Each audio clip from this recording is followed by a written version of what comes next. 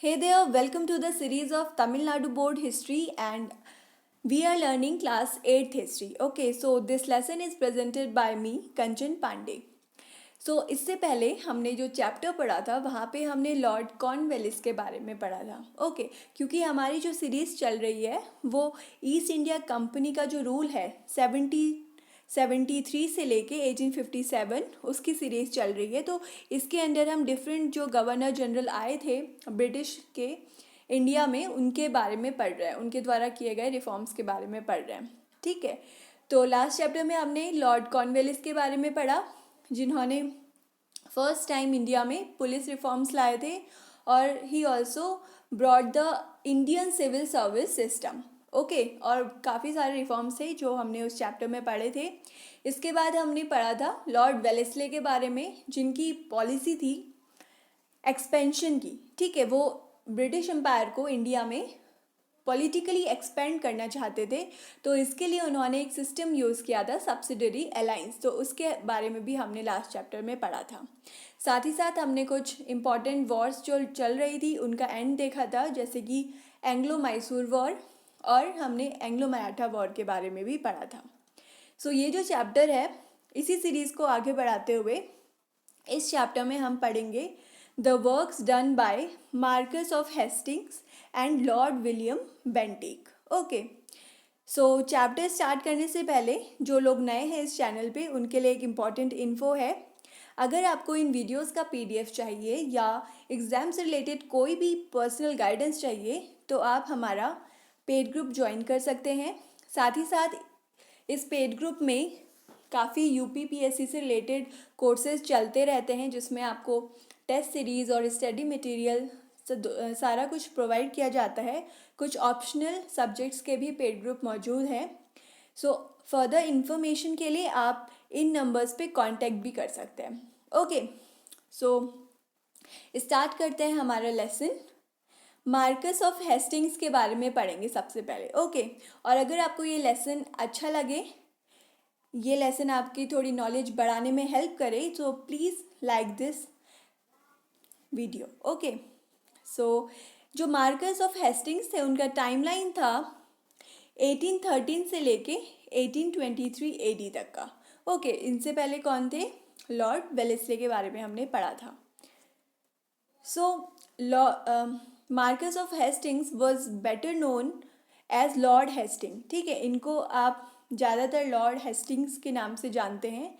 And ये जो governor general हैं इंडिया के वो बने थे 1813 में। Okay, when he became the governor general, the Gurkhas of Nepal, the Pindaris and the Maratha chiefs wanted to overthrow the British power.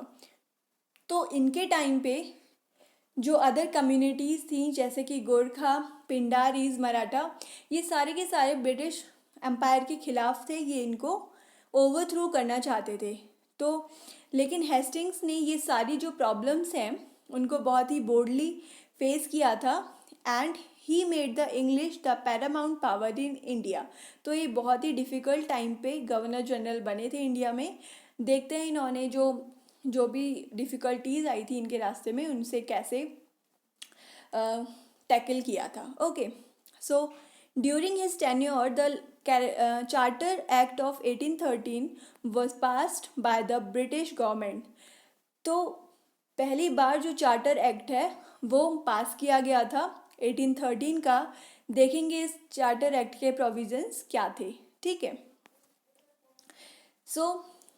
The charter act of 1813 renewed the trading rights of the East India Company for another 20 years। ठीक है, तो जो trading rights already east India company को मिले थे इनके rights को फिर से रिन्यू कर दिया गया अगले 20 सालों के लिए। ओके, तो सबसे पहला काम ये हुआ था चार्टर एक्ट ऑफ 1813 के अंदर। सेकंड है the company was deprived of its monopoly to trade with India. तो जो इनकी मोनोपोली है कि सिर्फ यही ट्रेड करेंगे इंडिया में, उसको ख़त्म कर दिया गया था। बाकी जो कंपनीज थी वो भी ट्रेड कर सकती थी, जो कि ब्रिटिश कंपनीज थी, बाकी ब्रिटिश कंपनीज वो भी अब इंडिया में ट्रेड कर सकती थी। The British government allotted 1 lakh rupees every year for the development of education in India। और ये सबसे अलग चीज़ हुई थी, पहली बार ये चीज़ हुई थी कि इंडियंस के एडुकेशन के लिए 1 लाख रुपए को अलॉट किया गया था। 1 लाख रुपए अलग से एलोकेशन किया था इसका इंडियन एजुकेशन के लिए एवरी ईयर, ठीक है, पर ईयर 1 लाख रुपए। The act made provisions for the appointment of bishop and 3 deacons to look after the welfare of Europeans in India. और क्या हुआ था, जो बिशॉप्स होते थे, प्राइस्ट होते थे, जो क्रिश्चियन फादर्स वगैरह होते हैं, उनको इंडिया में अपॉइंट किया गया था। किन के लिए? जो कि यूरोपियंस इंडिया में रह रहे थे उनके लिए, ठीक है। और तो और जो ब्रिटिश मर्चेंट्स थे, जैसा कि हमने अभी देखा, क्योंकि मोनोपोली तो ख़त्म हो गई थी, है ना, तो बाकी जो ब्रिटिश मर्चेंट्स थे, मिशनरीज थे, उनको भी इंडिया में सेटल होने की परमिशन दे दी गई थी, ठीक है। किनके द्वारा दी गई थी ये permission? By the board of control. तो आप लोग एक बार रिवाइज कीजिए, ये बोर्ड ऑफ कंट्रोल कब सेटअप किया गया था? ये बोर्ड ऑफ कंट्रोल सेटअप किया गया था, मैं नहीं बता रही हूँ, आप लोग इसको एक बार रिवाइज करेंगे। जो हमने चैप्टर पढ़ा था फर्स्ट, जिसमें हमने रेगुलेटिंग एक्ट वगैरह के बारे में पढ़ा था, उस चैप्टर में ये है, ठीक है। सो अगला देखते हैं, importance of the charter act of 1813। तो ये जो चार्टर एक्ट आया था, इसकी इम्पोर्टेंस क्या थी? The monopoly of the companies trade came to an end, ये तो हमने देख लिया, ठीक है। और क्या था? जो मिशनरीज प्रीच क्रिश्चियनिटी, ओके, ये भी सही हो गया कि जो ईसाई धर्म है इसको काफ़ी ज़्यादा प्रीच करने लग गए थे इंडिया में, जो वहाँ के फादर्स वगैरह थे, धर्मगुरु थे, जो ईसाई धर्मगुरु। नेक्स्ट है, western education was provided to the Indian. ये कुछ अच्छी चीज़ हुई थी, चाहे वेस्टर्न एजुकेशन थी, लेकिन एजुकेशन प्रोवाइड करी जा रही थी इंडियंस को, ओके। नाउ अब हमने देखा था कि इस टाइम पे, लॉर्ड हेस्टिंग्स के टाइम पे, काफ़ी ज़्यादा कम्युनिटीज़ ब्रिटिश एम्पायर को उखाड़ फेंकना चाहती थी। तो सबसे पहले उनमें से एक हमने देखा था गोरखाज ऑफ नेपाल के बारे में। तो इनके बारे में देख लेते हैं, आखिर जो चीज़ थी, बैकग्राउंड क्या था इसके पीछे, गोरखा वार के पीछे। तो ये इस वॉर का टाइमलाइन है 1814 से लेके 1816। The Gurkhas of Nepal were a great challenge to British. They captured Shioroz and Butwal in 1814. The British regarded it as a challenge and declared war on them. तो गुरखाज ने क्या किया? ब्रिटिश टेरिटरी का जो था शियोरोज एंड बुटवाल, उसको कैप्चर कर लिया 1814 में, और इस वजह से ब्रिटिशर्स ने उनके खिलाफ वॉर को डिक्लेयर कर दिया। So the English defeated the Gurkha leader Amar Singh. तो गुरखा जो लीडर थे वो कौन थे? अमर सिंह थे, और ये बाद में ब्रिटिशर्स से हार चुके थे। इसके बाद एक ट्रीटी हुई थी, ट्रीटी साइन की गई थी गुरखाज और ब्रिटिशर्स के बीच। इस ट्रीटी का नाम है ट्रीटी ऑफ सगौली। ये ट्रीटी साइन करी गई थी in 1816। Thus the war came to an end. तो गुरखा जो वॉर हुई थी उसके लीडर थे अमर सिंह, ये चीज़ याद रखिएगा। और ट्रीटी हुई थी ट्रीटी ऑफ सगौली, ये हुई थी 1816 में। हमने ये भी देखा था पिंडारीज भी कुछ खास खुश नहीं थे ब्रिटिशर्स से। तो पिंडारी वॉर के क्या कारण थे, इसको देख लेते हैं। इसका टाइमलाइन है 1816 से लेके 1818। तो जैसे ही गोरखा वॉर ख़त्म हुई, वैसे ही पिंडारी वॉर स्टार्ट हो गई। So the Pindaris were the gang of robbers in central India. तो पिंडारी थे कौन? एक्चुअली जो सेंट्रल इंडिया है वहाँ पे ये जो रॉबर्स थे, लुटेरे थे, उनका एक गैंग हुआ करता था। और इसके जो इम्पोर्टेंट लीडर्स थे वो थे आमिर खान, वसील मोहम्मद, करीम खान और छेतू। सो हेस्टिंग ने क्या किया? एक बड़ी आर्मी भेजी इन पिंडारीज को हराने के लिए, ठीक है, इनको सबड्यू करने के लिए, कैप्चर करने के लिए। और दस Hastings exterminated the Pindaris and relieve the people of central India from this suffering. तो कंसिक्वेंटली रिजल्ट क्या हुआ? जो हेस्टिंग्स की आर्मी थी, ब्रिटिश आर्मी ने पिंडारिस पे अटैक किया एंड पिंडारिस को हरा के उन्होंने सेंट्रल इंडिया के जो लोग थे उनको इन लुटेरों से राहत पहुंचाई। नेक्स्ट जो वॉर है वो है the fourth Anglo Maratha war. So इसका टाइमलाइन है 1817 से लेके 1818। मराठास तो हमने देखा था वो काफ़ी जेलस थे इंग्लिश जो पावर है उससे. Peshwa Bajirao two try to form a confederacy of all the Maratha chiefs against the English. तो पेशवा बाजीराव टू ने क्या किया, एक कॉन्फिडरेसी करी, षड्यंत्र रचा कि सारे मराठा चीफ्स एक साथ मिलके ब्रिटिशर्स पे हमला करेंगे. 1817 में क्या हुआ, पेशवा ने ब्रिटिश रेसिडेंसी पे अटैक किया पुणे में, ठीक है. And this resulted in the fourth Anglo Maratha war. तो ये जो वॉर हुई थी इसमें मराठास को कंप्लीटली डिफीट कर दिया था ब्रिटिशर्स ने. ओके, सो इसका टाइमलाइन था 1817 से लेके 1818. ठीक है, तो साथ हम देख सकते हैं पिंडारी वॉर और लास्ट जो एंग्लो मराठा वॉर है इसका जो टाइमलाइन है वो सेम है. तो इस वॉर का रिजल्ट क्या हुआ, जो मराठास के साथ लड़ाई हुई थी, जो ऑफिस था पेशवा का उसको ख़त्म कर दिया गया. बाजीराव टू को एनुअल पेंशन दी गई थी 8 लाख रुपीज़ की. The small kingdom of Satara was created and one of the descendants of Chhatrapati Shivaji Pratap Singh was placed on the throne. ठीक है, तो छत्रपति शिवाजी के जो डिसेंडेंट थे, सक्सेसर थे प्रताप सिंह, उनको थ्रोन पे बैठा दिया गया था सतारा के. एंड इसके बाद जो माइटी मराठास थे उनकी पावर ख़त्म हो चुकी थी एंड ब्रिटिशर्स इंडिया में काफ़ी ज़्यादा स्ट्रॉन्ग पोजीशन इन्होंने होल्ड कर ली थी. So these were the results of Anglo Maratha war. Now हम लॉर्ड हेस्टिंग्स के बारे में पढ़ रहे थे. इन्होंने काफ़ी ज़्यादा वॉर्स लड़ी थी, Gorkha war, Pindari war, Maratha war. ठीक है, अब इनके द्वारा किए गए रिफॉर्म्स के बारे में पढ़ लेते हैं. हेस्टिंग्स ने क्या किया था, सबसे पहले एक बंगाल टेनेंसी एक्ट पास किया था 1822 में.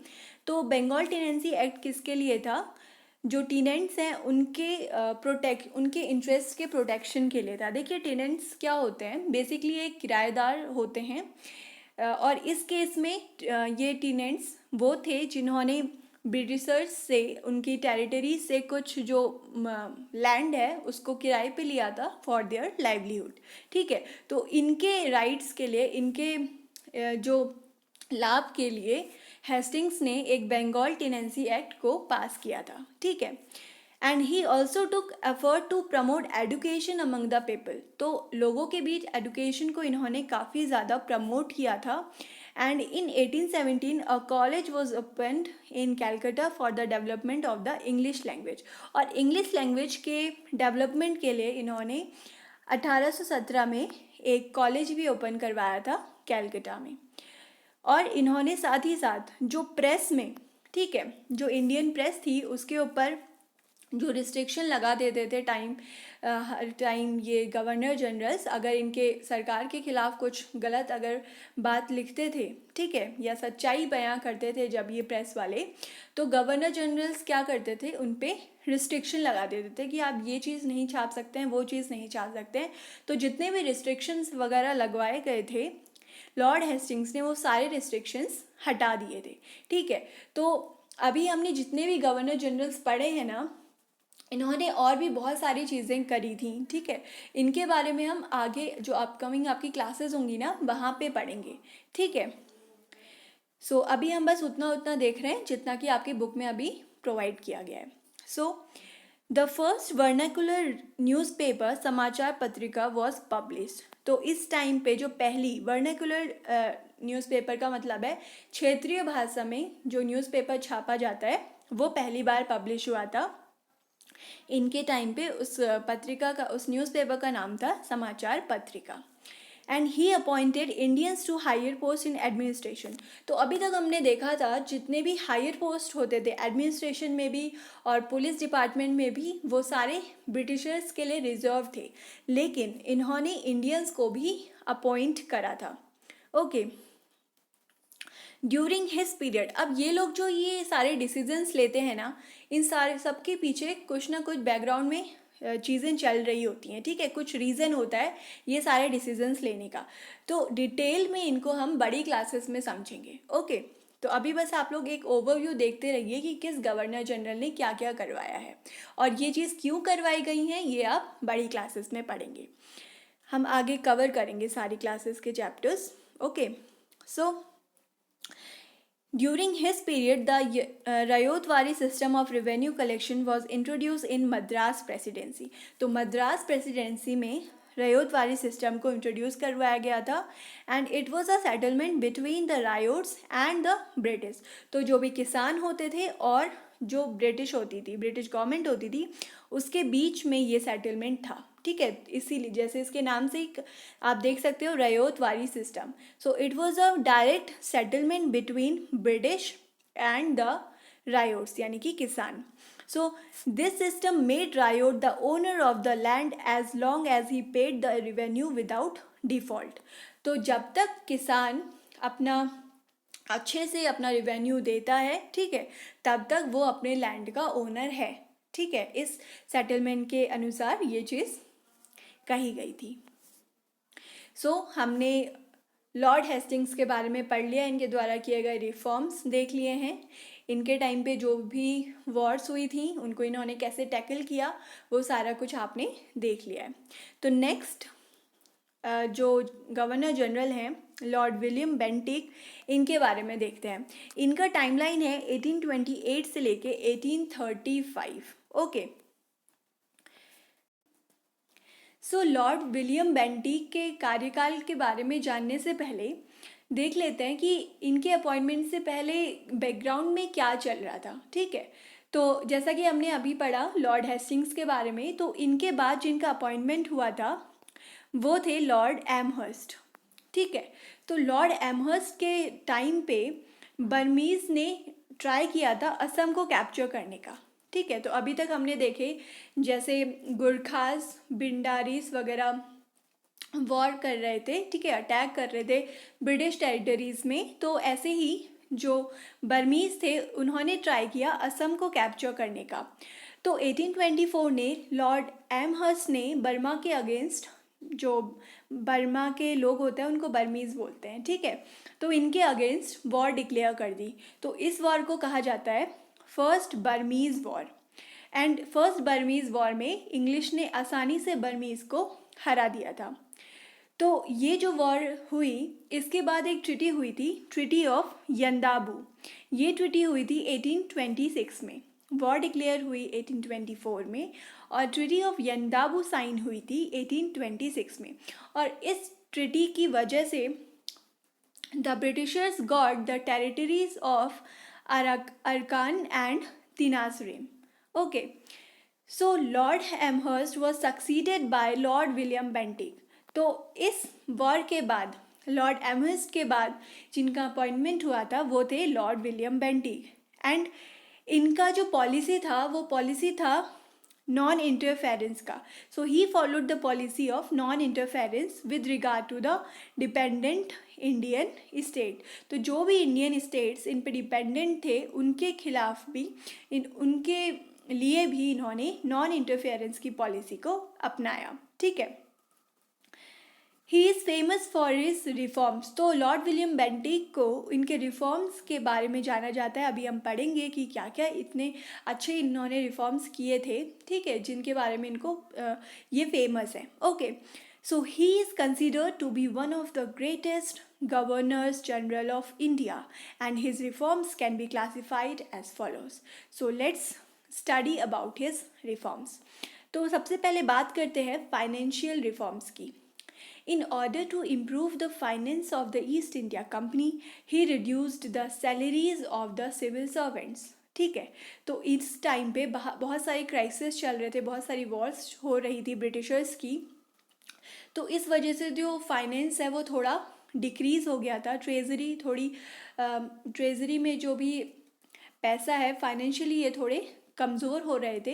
तो इसको इम्प्रूव करने के लिए इन्होंने जो सिविल सर्वेंट्स की सैलरीज़ है उनको थोड़ा थोड़ा कम करना शुरू करा।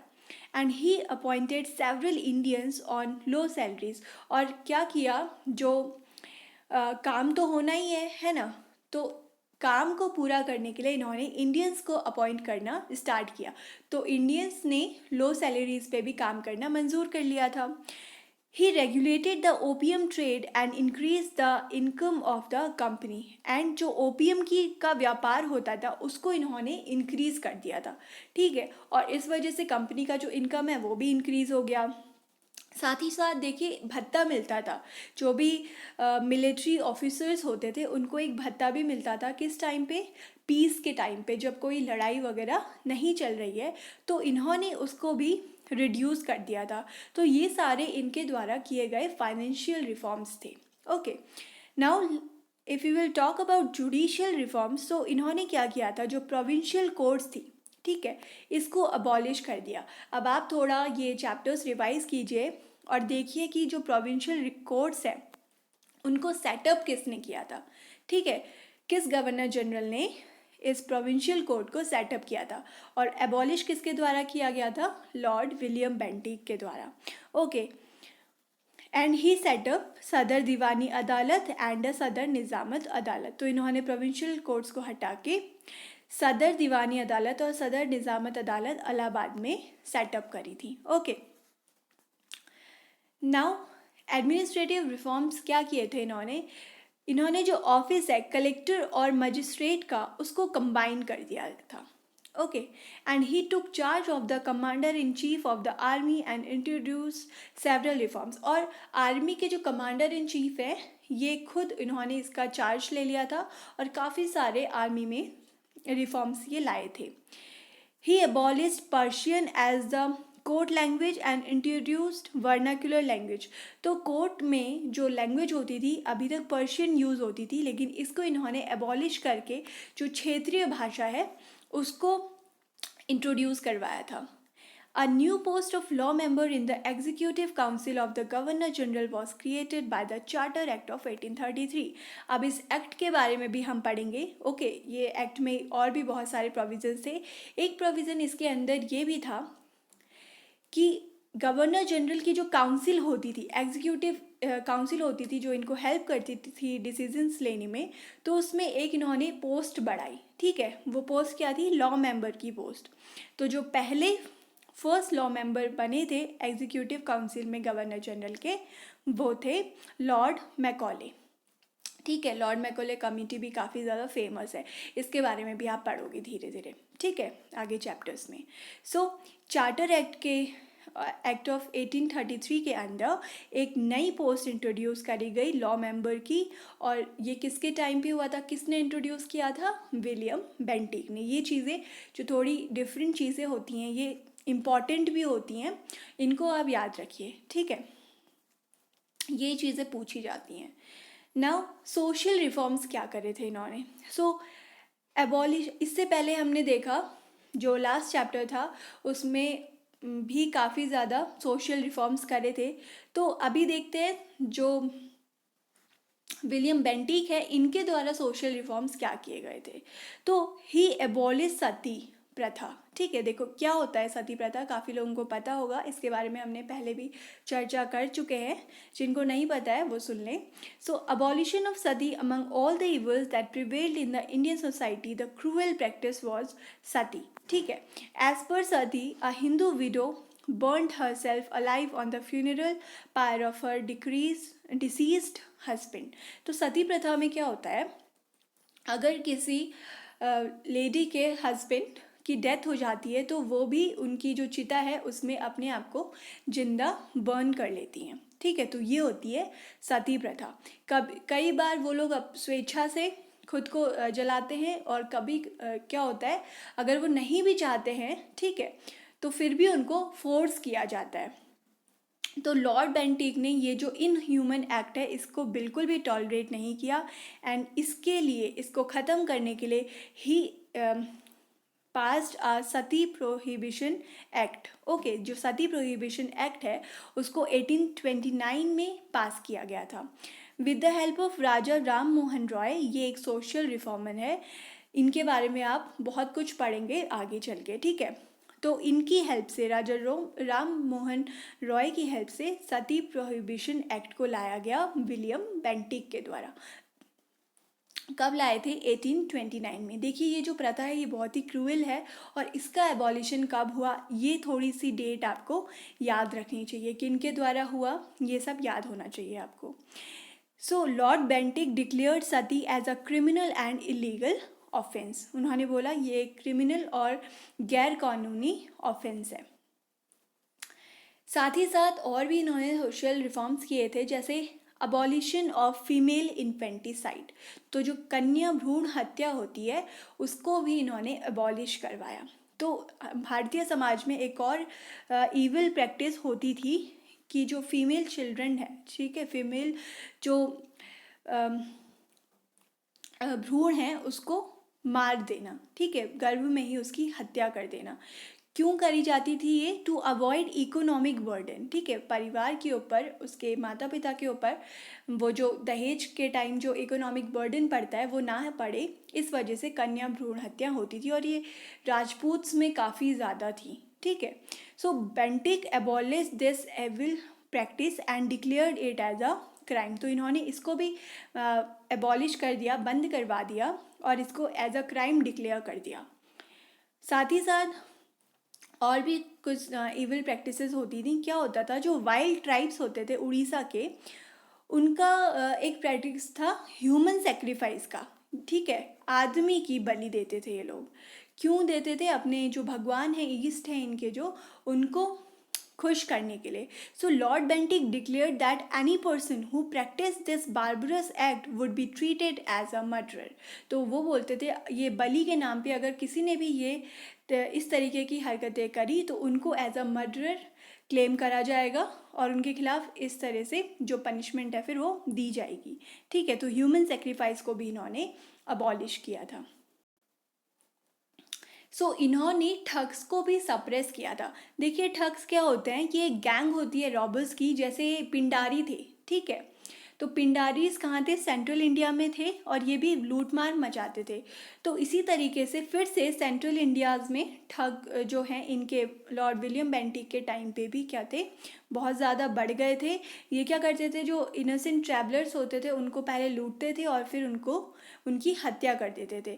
तो लॉर्ड विलियम बेंटिक ने ये डिसाइड किया कि इनकी इस इविल प्रैक्टिस को रोकना होगा, और इसी के लिए इन्होंने एक डिपार्टमेंट सेटअप किया।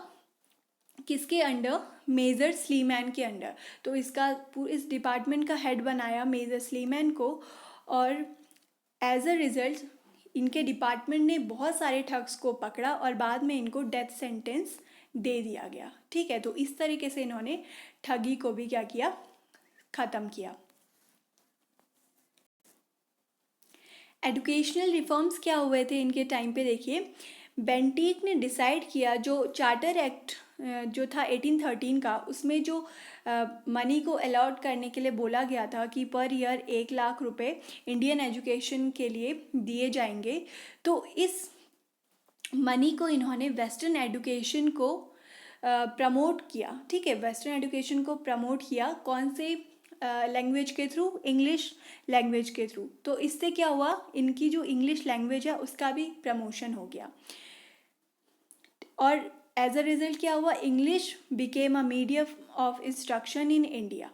ही opened a medical college eight Calcutta, एक मेडिकल कॉलेज खोला गया कैलकाटा में, and established Elphinstone college eight Bombay. तो बॉम्बे और कैलकाटा में कॉलेजेस इन्होंने खुलवाए, और इनका जो एजुकेशन देने का मीडियम था वो था इंग्लिश मीडियम, ओके।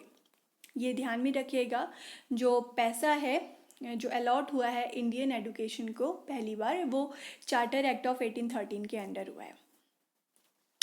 तो चार्टर एक्ट ऑफ 1833 की एक बार बात हुई थी इस चैप्टर में, तो इसको एक बार डिटेल में पढ़ लेते हैं, ठीक है। इसके जो मेन प्रोविजंस हैं इनको देख लेते हैं। So the Charter Act of 1833 was passed during the time of Lord William Bentinck, and इसके अंडर क्या था, कंपनी की मोनोपोली को अबॉलिश कर दिया गया था।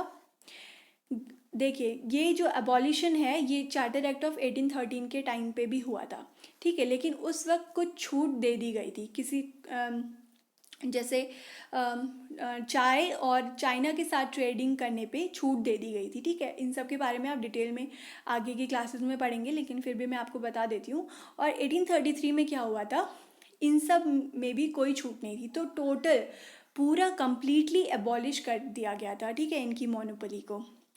और क्या हुआ था, जो अभी तक गवर्नर जनरल इन बंगाल होते थे उनको governor general of India declare कर दिया गया था, ठीक है। जो पोस्ट है वो गवर्नर जनरल ऑफ बंगाल से चेंज होके गवर्नर जनरल ऑफ इंडिया कर दी गई थी। This act added law member to the executive council of the governor general.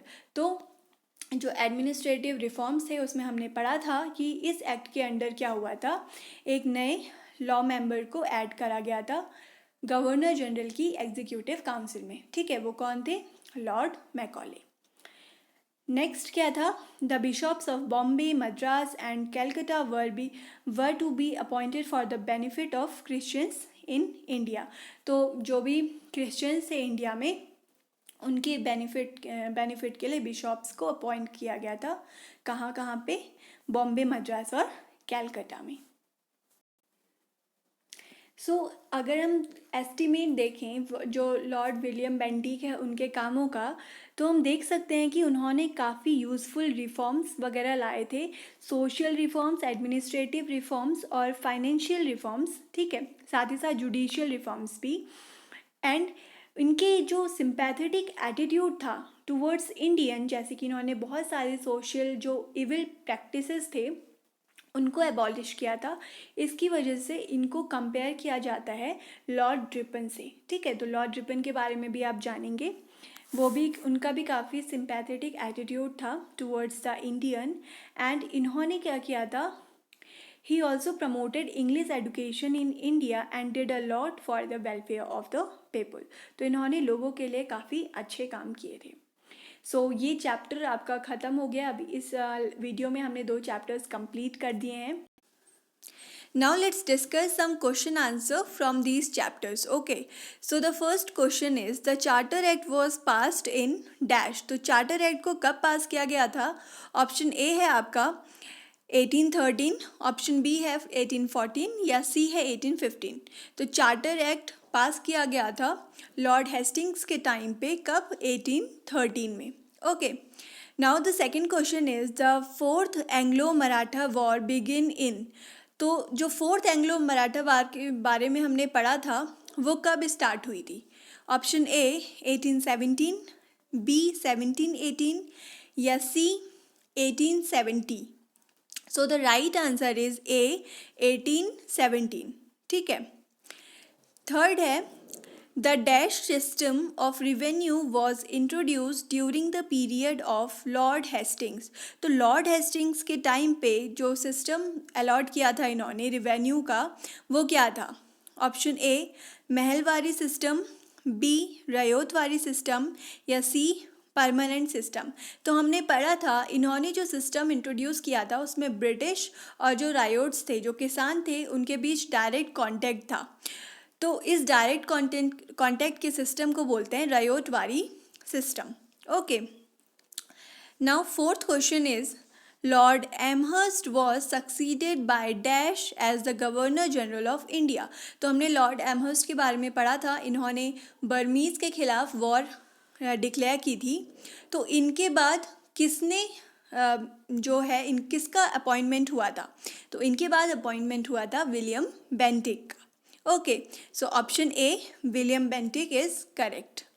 Now fifth is the use of dash as court language was abolished. A English, B Persian या C Sanskrit. तो answer है आपका Persian. और आपको ये बताना है कि ये जो कोर्ट लैंग्वेज अबॉलिश किया था, पर्शियन कोर्ट लैंग्वेज, उसको किसने अबॉलिश किया था और इसके बदले कौन सी लैंग्वेज को इंट्रोड्यूस करवाया गया था। हमने इसके बारे में इसी चैप्टर में पढ़ा है, ठीक है। Now six question is human sacrifice was practised by. तो ये एक इंडियन समाज का एक इवल प्रैक्टिस था, और ये जो प्रैक्टिस है वो कौन करते थे? A wild tribes of Odisha, B Rajputs या C people of central India. तो ये जो नर बलिदान है, ये कौन दिया करते थे? उड़ीसा के वाइल्ड ट्राइब्स, जिसको विलियम बेंटिक ने क्या कर दिया था? एबॉलिश करवा दिया था। ओके, नाउ आपके एमसीक्यूज हो गए हैं. There are some fill in the blanks, let discuss them also. So first is, first Burmese war came to an end by the treaty of dash in 1826. ठीक है, तो इसका आंसर आप लोग देंगे कमेंट सेक्शन पे. ठीक है, फर्स्ट जो बर्मीज वॉर हुई थी वो कौन सी ट्रीटी के साथ ख़त्म हुई थी? नाउ सेकंड क्वेश्चन है, dash was made as the first law member in the executive council of the governor general. तो मैं आप लोगों को हिंट दे देती हूँ, वैसे हमने अभी पढ़ा है तो आप लोगों को पता होगा. तो जो ये फर्स्ट लॉ मेंबर ऐड हुए थे, ये जो चार्टर एक्ट आया था 1833 का, उस वक्त ये फर्स्ट लॉ मेंबर ऐड हुए थे. ठीक है, कहाँ? गवर्नर जनरल की एग्जीक्यूटिव काउंसिल पे. Now third question is, the Bengal tenancy act was passed by whom. तो ये जो बंगाल टेनेंसी एक्ट है ये किन के द्वारा पास किया गया था? हमने दो ही गवर्नर जनरल के बारे में बात की है अभी. ठीक है, एक है लॉर्ड बेंटिक और दूसरे कौन है? Lord Hastings. तो इन दोनों में से कौन है? आप कमेंट सेक्शन में बताइए. फोर्थ क्वेश्चन है, the war between the Gurkhas and the English came to an end by the treaty of dash. तो ये हमने इस वीडियो के स्टार्टिंग में ही पढ़ा था कि जब लॉर्ड हेस्टिंग्स की पोस्टिंग हुई थी तो काफ़ी जो कम्युनिटीज़ थी वो ब्रिटिश एम्पायर से खुश नहीं थी और वो उनको आउट ऑफ इंडिया ओवरथ्रो करना चाहते थे. तो उन कम्युनिटीज़ में गुरखास भी थे, पिंडारीज थे और मराठास भी थे. तो तीनों ही ब्रिटिशर्स से हार गए थे और गुरखास के साथ जो लड़ाई हुई थी उसके बाद कौन सी ट्रीटी हुई थी ये आपको बताना है. ठीक है, अगर आपको याद नहीं है तो एक बार वीडियो फिर से देख सकते हैं. Now fifth question is, charter act of 1813 allowed the missionaries to popularize in India. तो जो चार्टर एक्ट हमने पढ़ा था 1813 का, उसके हमने बहुत सारे प्रोविजंस देखे थे. उसमें हमने देखा कि मिशनरीज़ को अब इंडिया में अलाउ कर दिया गया था. तो इनको अलाउ करने का क्या एम था, क्या मोटिव था, वो यहाँ पे इसका आंसर है. ठीक है, सो आई होप आप लोगों को ये सारे आंसर्स पता होंगे एंड आप आराम से सॉल्व कर लेंगे. सो आपका चैप्टर यहाँ पे ख़त्म होता है and thank you for watching this lesson. Please like the lesson if you have liked this. Please hit that like button and also share with your friends and also subscribe to the channel.